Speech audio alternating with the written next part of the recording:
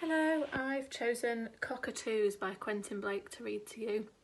We particularly like looking for all the cockatoos in the picture. Professor Dupont had 10 cockatoos. He was very proud of them. Every morning he jumped out of bed, he took a shower, cleaned his teeth as he always did. He got dressed and tied his tie as he always did.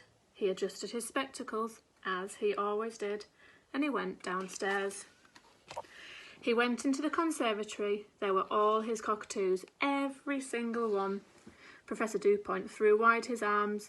He said, "Good morning, my fine feathered friends."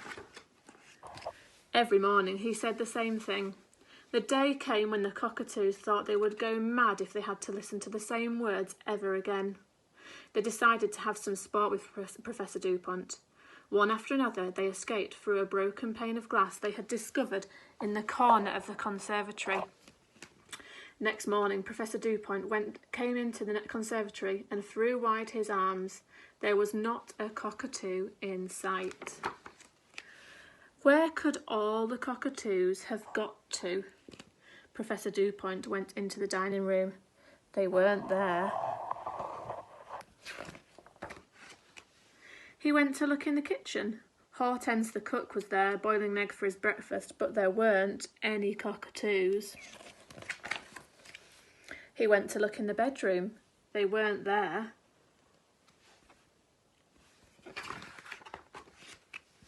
He looked in the bathroom. They weren't there. He looked in the lavatory. They weren't there.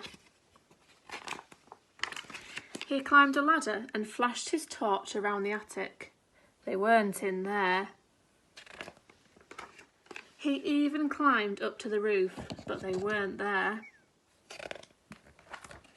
Professor Dupont went to look in the garage. His car was there, but there weren't any cockatoos. He went down to the cellar, but he couldn't see any cockatoos here either. Professor Dupont was at his wit's end. He couldn't find his cockatoos anywhere. Where could they have possibly got to? Professor Dupont spent a restless night. The next morning he jumped out of bed. He took a shower and he cleaned his teeth as he always did. He got dressed and he tied his tie as he always did. He adjusted his spectacles as he always did, and he went downstairs. Professor Dupont went into the conservatory. There were all his cockatoos, where they always were, every single one. Professor Dupont threw wide his arms. He said, "Good morning, my fine feathered friends." Some people never learn. And there they are escaping again.